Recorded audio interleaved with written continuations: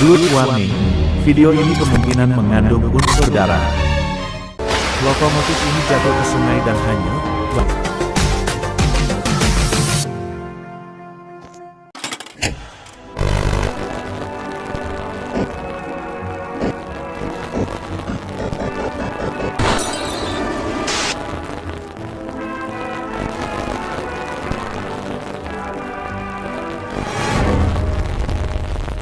Langkah 1, kamu dan ayahmu sedang menaiki lokomotif jadul BB300. Kalian menaiki lokomotif ini hanya untuk diparkirkan ke sebuah garasi yang sangat dekat dengan lokomotif kekinian. Setelah diparkirkan, ayahmu memutuskan untuk kembali ke kota tempat tinggal asalmu, dan dia berharap kamu baik-baik saja di kota ini. Ayahmu pun pergi menggunakan taksi ke terminal bus, dan kamu melambaikan tangan, semoga ayahku baik-baik saja di sana. Woi anak tertolong sedunia, ngapain lo lambai-lambai tangan, nyari malaikat maut buat mati ha?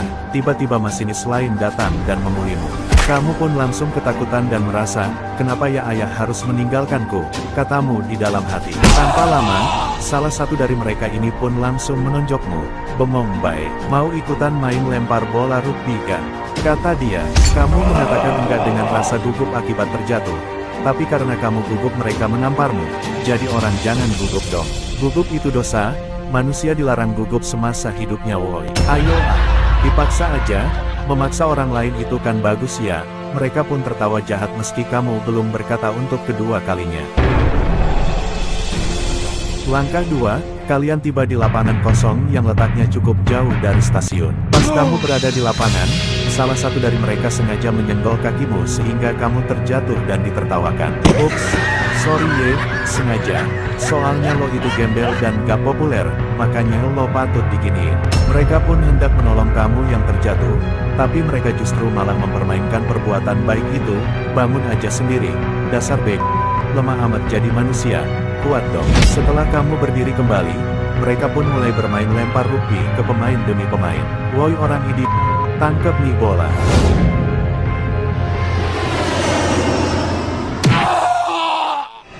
Ternyata kamu gagal, dan kamu pun tersungkur ke tanah. Ya Allah, anak nih bocah, cuma satu kali lemparan aja udah tumbang. Betul tuh, di gue kasih contoh ye, woi coba lo lempar tuh bola ke kepala gue. Mesti bola kena kepala gue tapi gue gak tumbang, tapi dia malah tumbang. Aneh kan, sejak kapan ada manusia modelan macam dia? Kamu hendak berdiri, tapi mereka menendangmu supaya kamu tidak bisa bangun lagi.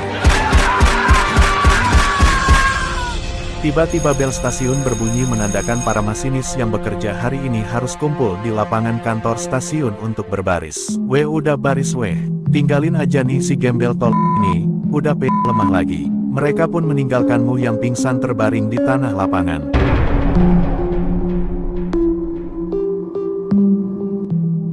Akhirnya kamu bangun kembali, dan kamu terkejut. Ini jam berapa? Sore begini kan bukan waktunya untuk berbaris.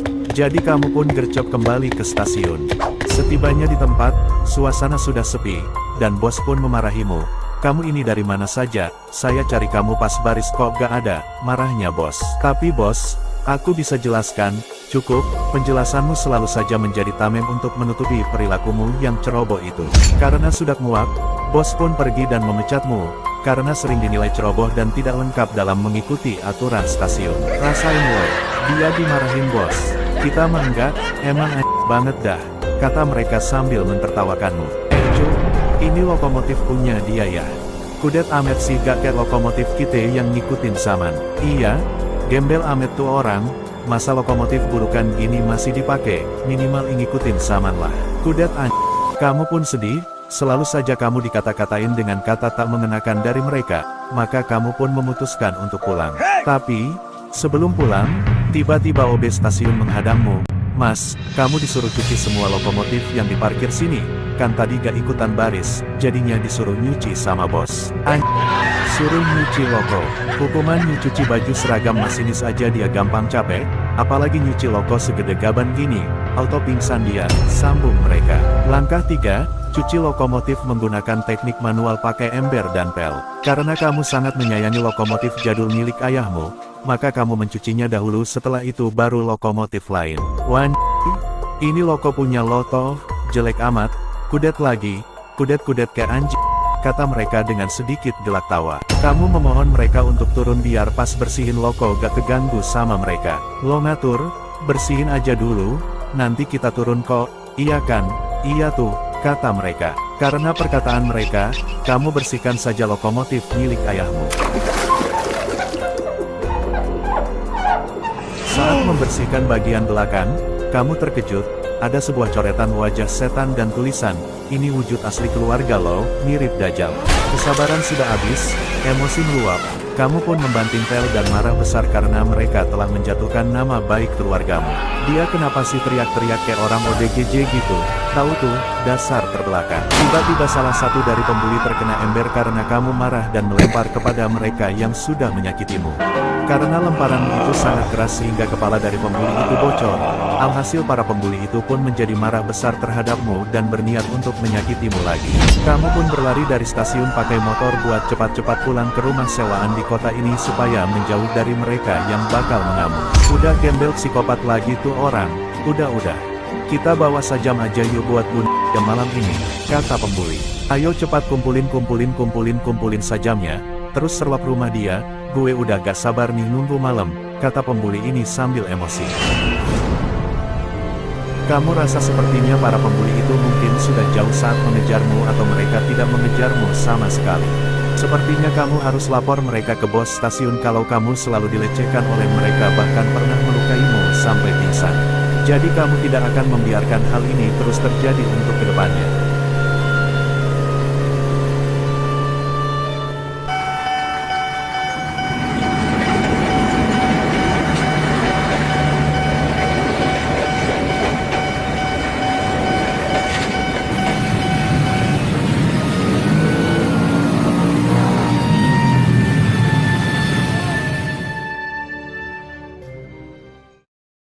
Pembuli sedang merencanakan sesuatu di garasi kereta yang kosong sambil mabuk-mabukan dan merokok. Mereka mulai menyiapkan benda sajam masing-masing dan itu karena mereka berkesempatan untuk membunuhmu malam ini.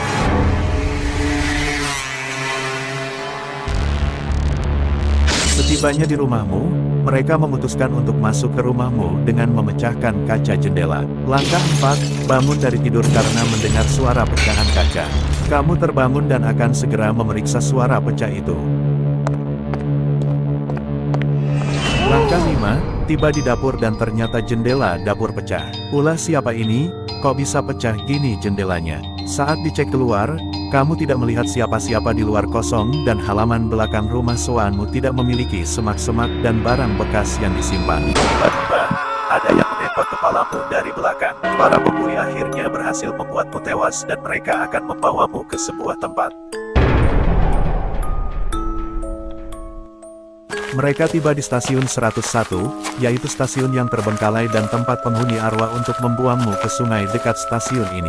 Kamu hanyut dan jasadnya dimakan ikan piranha sampai darah berwarna merah terlihat di tengah sungai. Karena darah yang terus mengalir, maka seluruh sungai pun menjadi berwarna merah.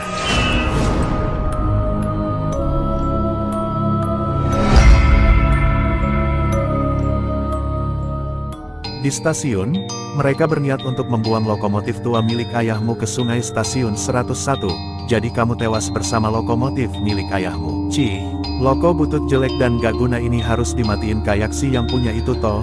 Bener, si yang punya udah mati ya kali ini loko harus ikutan mati juga. Mereka menaiki lokomotif ayahmu ini buat diparkirkan ke stasiun 101 untuk dihancurkan lalu dibuang ke sungai yang dimana kamu tewas di sana.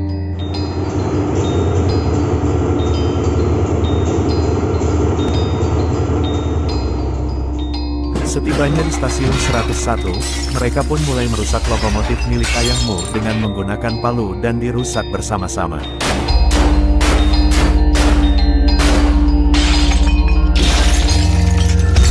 Supaya lebih cepat rusak, mereka menggunakan jerigen berisi minyak tanah dan melumurinya ke seluruh bagian loko untuk membakar lokomotifnya. Mereka melumurinya dari luar sampai ke dalam kabin, lalu mereka hendak menyalakan korek api.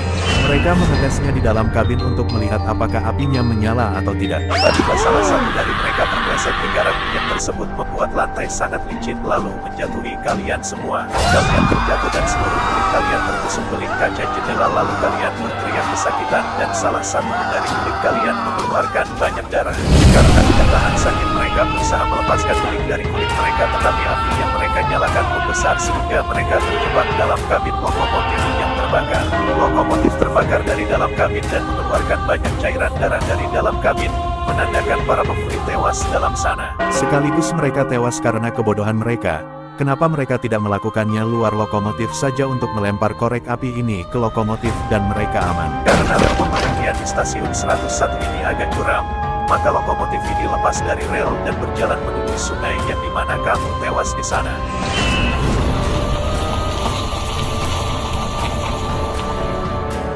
Lokomotif ini jatuh ke sungai dan hanyut, lalu sungai menjadi tambah merah karena darah yang berceceran dalam kabin lokomotif sekaligus bekas kamu tewas hanyut kemarin.